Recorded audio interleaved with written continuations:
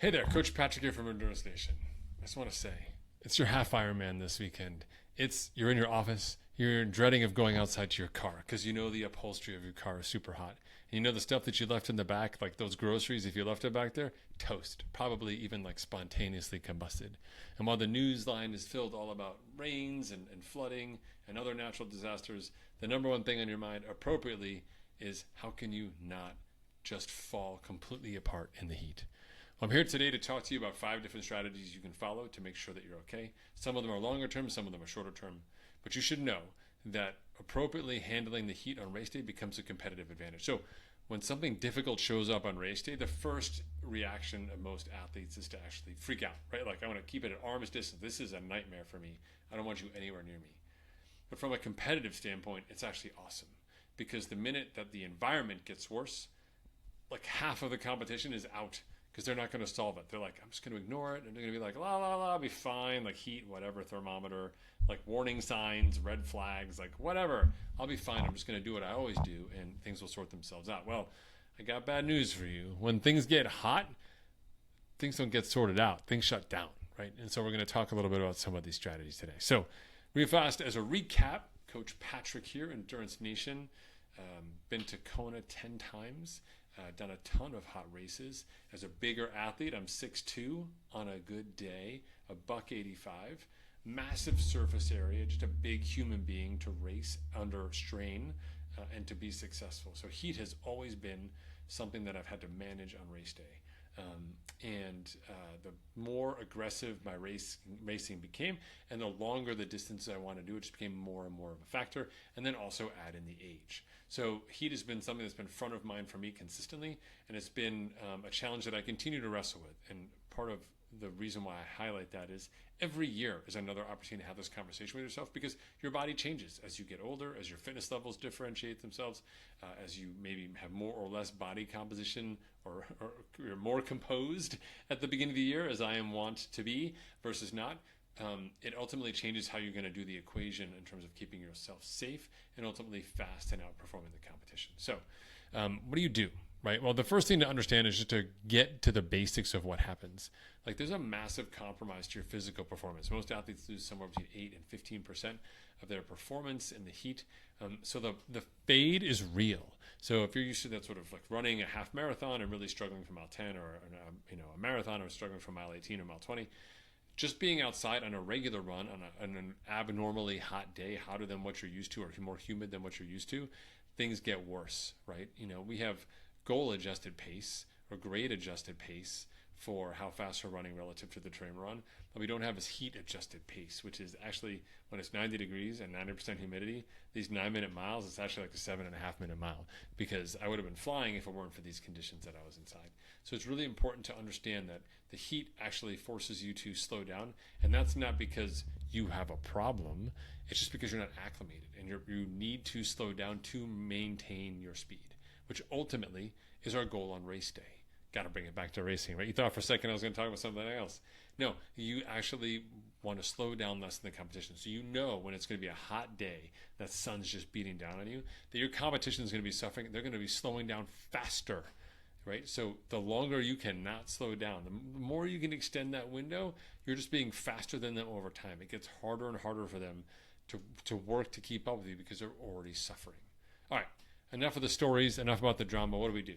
So your number one secret weapon is heat acclimation, and I've done episodes on that here, and you can also just search the internet to learn more about it. But becoming acclimated to the conditions in which you'll be competing is really critical. So ideally, you can get to the place where you'll be racing. When I've raced in Mexico before, or Florida, or Hawaii, getting there 7 days, sometimes even 10 days ahead of time, allows my body to adapt. It goes from overcompensating, and I'm a human sprinkler, to finally getting to a place where a run brings about like normal sweat rate, normal physiological response to the time. Not everyone has that luxury, which is why there's sauna protocols or hot bath protocols or training in the heat protocols, all of which will elevate your core body temperature and challenge you with the same type of physiological response that you'd have when you're out there in the heat. So anything you can do in the last couple of weeks to acclimate to the heat can be beneficial for you. Way back in the day, some people would just go get a tan. They get a tanning salon and be like, I'm solving themselves. I laugh about that. No one talks about that these days, but boy, that was like the thing. Go get a tan, go to a tanning bed. Now we know much better, we know differently, but the real math still exists, which is the more adapted you can become to heat, the better. So most protocols are 2 to 3 weeks long, and you would do them in the last couple weeks into your race, give you a chance to train under those conditions, notice the physiological difference, and more importantly, carry that blood volume and the adaptation into your race itself. If you did it from weeks 5 to 3 and then just didn't do it for 3 weeks, you're going to lose that adaptation because you're not consistently under the load of the heat. So you have to be very smart and meaningful with using heat acclimation as a training tool and as a device. But just as you should know that if you're going to go walking into a hot race and you know it's hot now, you can start taking steps. And number one is doing yourself acclimation wise. If you got more comments on that or questions, you can always reach out. Happy to help you out. Or just again, use the internet, search Endurance Nation, heat acclimation, or sauna protocols. All right. Next up, hydration. Now, most people think about endurance racing, they think about calories. I need 400 calories an hour, I need 300 calories an hour. Everyone loves doing that math because like the bigger the number, it seems like more badass or more sexy. It's just a bigger number, folks. And so when you think about what it means to be successful in a hot race, it's actually more about hydration and being able to consistently take in the fluids you need. The hydration is effectively what keeps the goldfish tank, that is you, happy over time. You're going to be sweating, your body, your muscles will need more fluids. And if you are not consuming enough of the fluids you need to run that system, you're going to run into trouble, right? Your body will divert water sometimes to your gut. If you've got too much of a concentration in there, like if it gets kind of sloshy, your body's responding to what's happening in your gut. It's shunting water to your gut. And it's pulling it from elsewhere in your body. You do not have an infinite source of water. And as a result, you can really be in a tough space. So understanding how much fluid you need from a sweat test is mission critical. Endurance Nation has a sweat test protocol. Again, you can go ahead and take a look at that, search the internet. We even have a course about it with a video and components and a spreadsheet. But regardless, doing that sweat test lets you know I'm a 2 bottles an hour kind of person, or I'm a 1 bottle or 1.5 bottle. Whatever that is, now you know. So you have a number that you can hit on race day to keep yourself safe.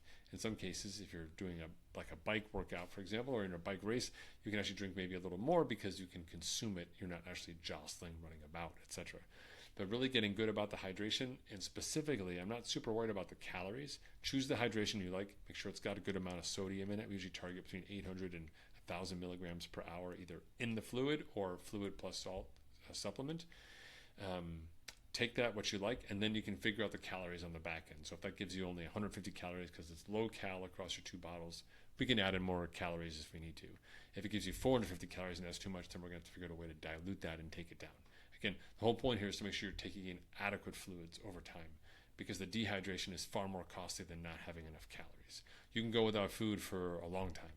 You can't go without water for very long at all. You just run into trouble. Race day is no different, my friends. It's still you, a human, dealing with this situation. All right. Next up, checking the ego at the door. This is hard for anyone on any given day. And for athletes who've been training for a race and feel fit and have ambitions and goals usually tied to numbers, checking your ego is really hard. But looking at the dial and seeing like the sun, but it's like a red, angry face staring at you back on your smartphone, it's kind of pretty convincing. And if you have someone who actually cares about you still after all these years of doing the sport, they're going to tell you have to be careful out there. And the number one thing what they're really saying is, and what you should be saying to yourself, is I got to check my ego at the door. I cannot continue to run blindly, literally, or force myself into a position where I'm going to be in danger because I'm just ignoring the environment within which I'm racing. So really dialing things back. And it's hard to do when you and I are sitting around a table and I'm saying, I know you want to run 9-minute miles, but I want you to run 10s for the first 6 miles of your Ironman. You're going to be like, I'm losing 6 minutes. That's a nightmare. What you don't anticipate is the fact that the majority of the competition is going to do their same old thing no matter what. In fact, they'll already be trouble off the bike. And their 10-minute miles, which was a good pace for them, is going to turn to 20 or 25-minute miles when they're stumbling about later in the race. So you don't have to run 8s to be competitive if other people are definitely going to be blowing up. And you can position yourself more carefully. And the only way you can do that is by taking the ego and reallocating the resources to say, I don't need you to make me work harder now. I need you to put your energy into making me be smarter now, right? Smarter is not easy, but smarter beats harder every single time. And when race day is all about not slowing down, making sure that you check the ego. So it's as simple as that conversation, great.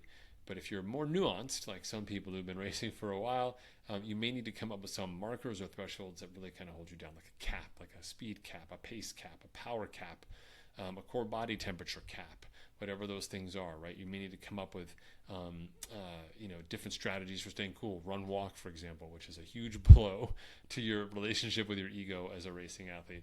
But all those things can help you stay on track and make you super successful. So don't even worry about, before you get to the protocols, talk to the ego, have that conversation, and figure out how much of a box you can put it in. You'll be surprised that it's actually putting your ego in reserve when you're going to need it the most at the end of your day. All right. Number 4, dress for the weather. It's hard to believe I have to say this because most people have their kit and they're just going to wear what they want to wear. But when it's hot, your entire body is exposed to this heat. You need wicking material on. You need something that's going to allow you to pour water all over yourself. It's not going to inhibit your ability to move. If you have something that's got shoulder coverage, like going to like a half sleeve shirt like this t-shirt, it made a huge difference for me in Hawaii because I had the sun off my upper back and my shoulders. Some people will actually race with larger hats on to fight the sun composition. Some people carry nutrition or carry hydration as a backup. Apparel actually is a really strategic choice to make sure you're going to be successful. For me, when I think about apparel, again, I'm covering my shoulders for sure, so I'm super good there. I've got a hat on that can hold ice for me if I need to put ice inside this hat. It's also great for the sun. I can turn it no matter where the sun is, like this. I can go full, I can go backwards and be like, we're going to fight our way through this when I got the sun behind me, right? I guess I could go rally cab as well if I really wanted to when I'm in deep, deep trouble. But also, like, beyond that, putting ice in my shirt, staying wet as I need to, trying to keep my feet dry as long as I can, really important. Having lots of pockets where I can carry stuff. Sometimes even having a bag, I could put ice in something and have it later if I wanted to. Sunglasses on for sure on super sunny, hot days. Sounds crazy, but just having the sun out of your eyes so you're not squinting all the time makes a huge mental difference for yourself. But ultimately, above all else, testing this gear in similar conditions. So part of this acclimation protocol is working out during the middle of the day. Get out there in your kit, run in it, ride in it, swim in it, see how it feels, make those adjustments and calibrations. Now, we want no surprises on race day, and a large part of that is making sure that you've been doing really consistent apparel choices over those final few weeks of your workouts. All right, number 5, last but not least, recover like it's your job. My friends, if you want to string workouts together, it's not about having more willpower. It's about doing the things between the workouts to make sure you can show up for the next one. And when things get hot, when you're training in hot conditions or you're preparing for a hot race, the recovery piece becomes critical. You can only consume so much fluid in a run session for an hour, but if you lose 2 pounds of water, we have to get it back to your equilibrium. It's tempting to get on the scale after a long workout and a hot day and say, I lost 6 pounds. You didn't lose 6 pounds. You lost all that water, right? Like, that's a bad place to be. If 16 ounces is a pound and you lost 6 pounds, that means you lost 96 ounces of fluid. Like, you're practically a raisin at this point. Like, you're really in a bad space. And being dehydrated inhibits your ability to recover. It increases your HRV. It ruins your night's sleep.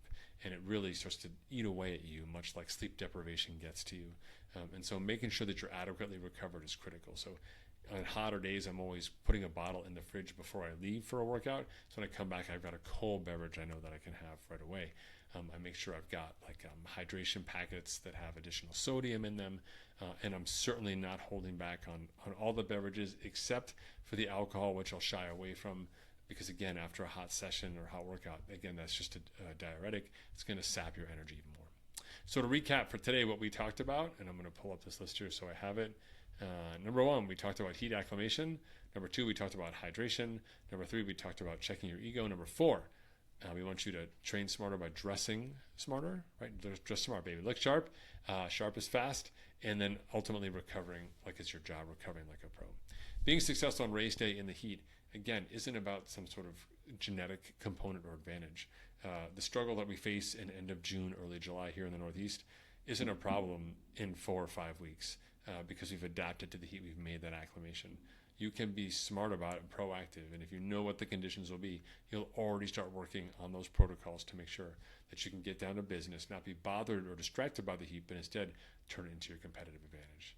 If you've got questions, comments, or feedback, hit me up in the comments. I'm always happy to answer you. You can always find me at endurancenation.us or on Twitter or TeamEN, or you can find me on Instagram as well at Team Endurance Nation. All right, thanks so much for tuning in. I'm going to go back to planning out that YouTube content strategy as we go forward, but I hope you're staying cool out there. Be smart, wear sunscreen, take care of your body. Love you all. Talk to you soon.